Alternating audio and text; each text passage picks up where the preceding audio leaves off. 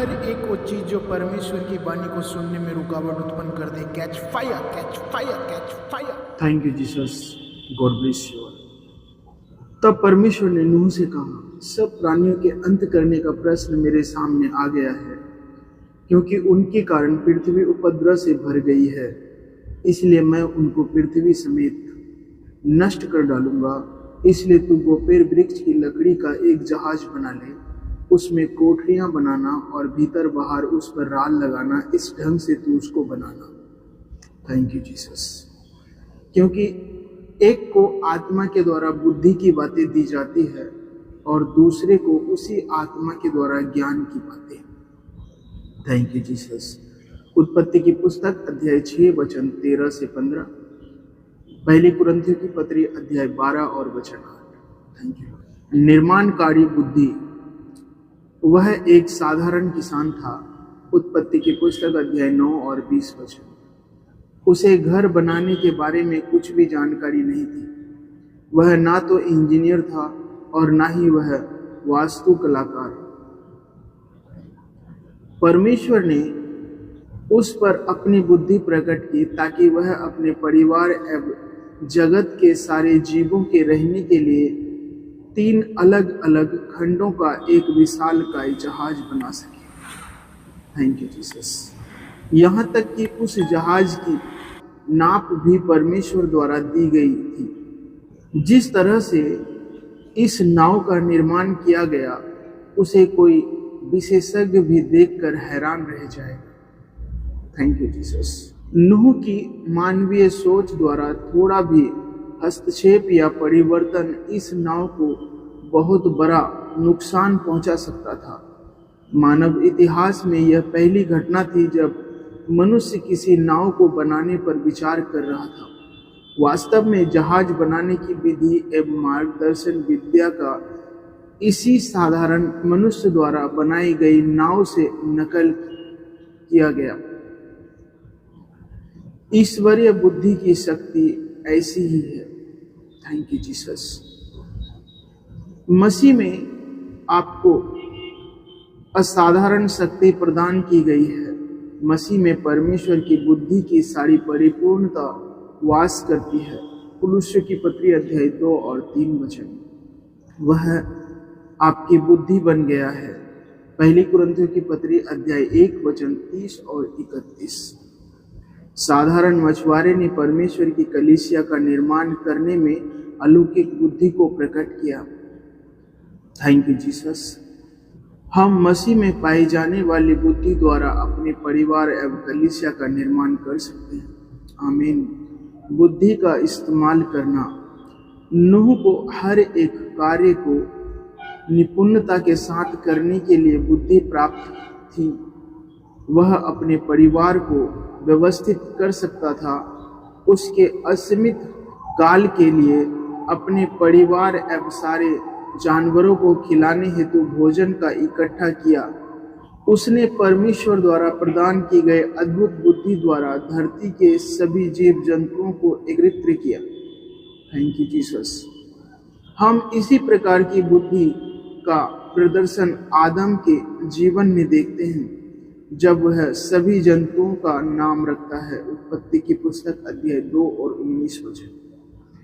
हालांकि मनुष्य के पतन के बाद उसकी बुद्धि भ्रष्ट हो गई, फिर भी हम देखते हैं कि पुराने नियम में प्रभु के दासों द्वारा अद्भुत रीति से उसकी बुद्धि का इस्तेमाल किया गया। यूसुफ एक साधारण सा चरवाहा होने पर भी किसी प्रशिक्षण या प्रशासनीय पृष्ठभूमि के बिना भी मिस्र की सरकार का संचालन कर सका। उत्पत्ति की पुस्तक अध्याय 42 और 6 वचन। मूसा ने इसी बुद्धि के द्वारा 40 वर्षों तक इज़राइल के संतानों की अगुवाई की। Thank you Jesus. मसीह में हमारे पास मसीह की परिपूर्ण बुद्धि पाई जाती है। हम अपने परिवार को सब प्रकार की विपत्तियों और आपदाओं से बचा सकते हैं। हम अपनी पीढ़ियों की अर्थव्यवस्था एवं रिश्तों को उचित ढंग से व्यवस्थित करते हुए आगे बढ़ सकते हैं। आमीन। पूर्व ज्ञान रखने वाली बुद्धि नूह को होने वाली बातों को पहले से ही जानने की बुद्धि दी गई थी, जिसे हम बुद्धि के वचन भी कहते हैं। परमेश्वर कोई भी कार्य बिना अपने दासियों को बताए नहीं करते हैं। आमोस की पुस्तक अध्याय 3 और 7 वचन।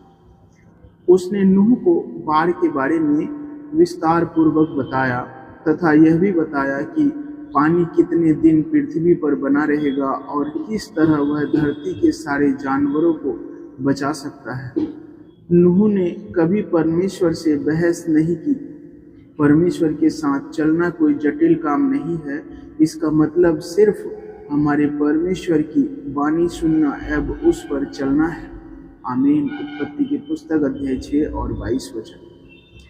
नूह के पिता लेमेक को भी बुद्धि के वचन का वरदान प्राप्त था, तभी उसने अपने पुत्र का नाम नूह रखा, जिसका अर्थ है विश्राम या शांति। उसने अपने बेटे के जीवन लक्ष्य को देखकर पहले ही कह दिया कि यहोवा ने जो पृथ्वी को श्राप दिया है उसके विषय यह लड़का हमारे काम में और उस कठिन परिश्रम में जो हम करते हैं हमको शांति देगा। यह शांति हर एक मसीह एवं दावा करने वाले प्रत्येक विश्वासी का जन्मसिद्ध अधिकार है। यह अधिकार हमारे भीतर है और पहल करने का इंतजार कर रहा है। अपने भविष्य को जानना एक आशीष है जिसे हम मसीह में अपने स्थान के आधार पर मांग सकते हैं। मसीह में आकर हमको अपने भविष्य के बारे में अनिश्चित होकर अंधेरे में मुक्के मारने की जरूरत नहीं है। Thank you Jesus. समय का ज्ञान। मसीह में परमेश्वर हमको समय की समझ प्रदान करता है। हम सही समय में सही स्थान पर हैं। जिस दिन बरसात शुरू हुई उसी दिन नूह अपने परिवार समेत नाव में सुरक्षित था। उत्पत्ति की पुस्तक अध्याय 7 और 13 वचन। बिल्कुल उचित समय पर परमेश्वर ने उससे बाहर आने के लिए कहा। उत्पत्ति की पुस्तक अध्याय 8 वचन 14 से 16। परमेश्वर ने योजनाबद्ध तरीके से हर काम को ठीक समय पर किया। वह अपने समय पर सब वस्तुओं को सुंदर बनाता है। स्वोपदेशक की पुस्तक अध्याय 3 वचन 1, 11 और 17, अध्याय 8 और 6 वचन। मसीह में आकर हमको जल्दबाजी एवं चिंता करने की कोई जरूरत नहीं है, बल्कि हम परमेश्वर के समय एवं बुद्धि पर निर्भर हो सकते हैं। आमीन। हे प्रियो, बुद्धि के वचनों की लालसा करें तथा अपने भविष्य को सुरक्षित एवं नियोजित करें। संपूर्ण अलौकिक संसार अब आपके लिए खुला हुआ है। इस बुद्धि एवं ज्ञान के द्वारा आप भी मूसा के समान अपने परिवार, सेवकाई और अपने देश के लिए ईश्वरीय मार्गदर्शन प्राप्त कर सकते हैं। आमीन। Thank you Jesus. आप आसानी से सारी समस्याओं का समाधान कर सकते हैं। बैठकर सोचते ना रहें, बल्कि सुने और काम करें। आमीन। Thank you. हे पिता, आपका धन्यवाद हो। आपने बुद्धि और ज्ञान के सारे भंडार समाये हुए हैं। मैंने आपसे बुद्धि मांगी और आपने मुझे उदारता के साथ बिना उल्हाना दिए हुए दी। मसीह में होने के कारण आत्मा द्वारा बुद्धि के वचन और ज्ञान के वचन मुझे दिए गए हैं। आमीन। Thank you Jesus. इस चैनल को लाइक करें, शेयर करें और सब्सक्राइब करें। The best is coming next. Thank you Jesus.